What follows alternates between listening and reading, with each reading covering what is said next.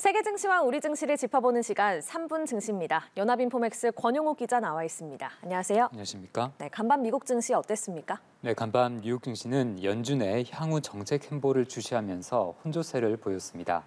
마감가를 살펴보면 다우지수는 전장보다 0.12% 내렸고요. S&P 500 지수는 전장 대비 0.1%, 나스닥 지수는 0.08% 각각 상승했습니다. 최근 연속 상승에 따른 차익 실현 압박에 다우지수는 소폭 내렸고 S&P 500 지수와 나스닥 지수는 각각 8거래일과 9거래일 연속 올랐습니다. 투자자들은 연준의 금리 인상이 사실상 종료됐다고 보고 있는데요.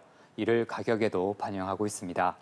그동안 증시를 짓누르던 국채금리가 하락세를 보이면서 주식시장에 안도감이 이어져 왔는데요.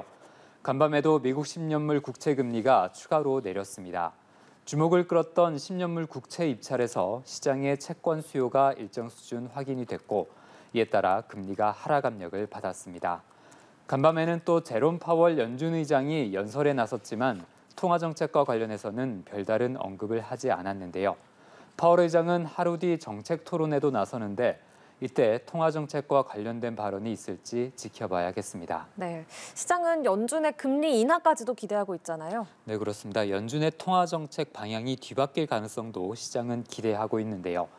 다만 전문가들은 이전에도 비슷한 기대가 무너진 바 있기 때문에 경계를 해야 한다고 주문하고 있습니다. 일부 경제 지표의 둔화는 금리 인하가 곧 눈앞에 다가올 것이란 기대를 키우기도 했는데요. 하지만 연준은 금리 인하 가능성을 일축하고 있습니다. 네, 또 기업들의 3분기 실적 발표도 마무리가 되고 있습니다. 전반적인 그동안의 평가는 어떤가요? 네, 향후 경기 수요가 약해지면서 기업들의 실적이 주가를 뒷받침하지 못할 것이라는 우려가 나오고 있는데요. 3분기 기업 실적의 분기 매출은 기업들의 62%가량이 예상치를 웃도는 실적을 발표했는데 이것은 최근 5년 평균치인 68%를 밑도는 수준입니다. 전문가들의 4분기 주당 순이익 전망치도 지난 9월 말 집계한 것보다 낮아졌는데요.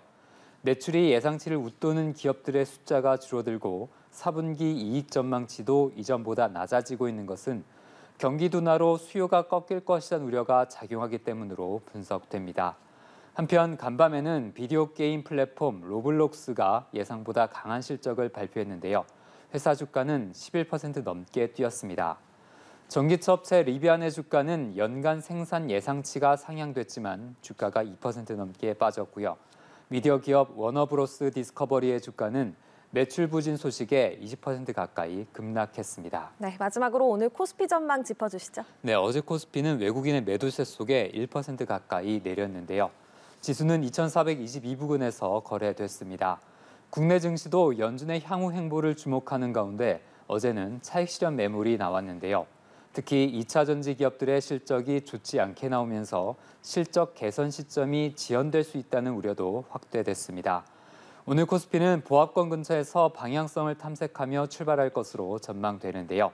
공매도 전면 금지 이후 급등락했던 며칠 사이 분위기에 비해서 변동폭이 줄어들며 숨고르기 국면을 보일 것으로 예상됩니다. 네, 알겠습니다. 3분 증시 권용욱 기자와 함께했습니다. 고맙습니다.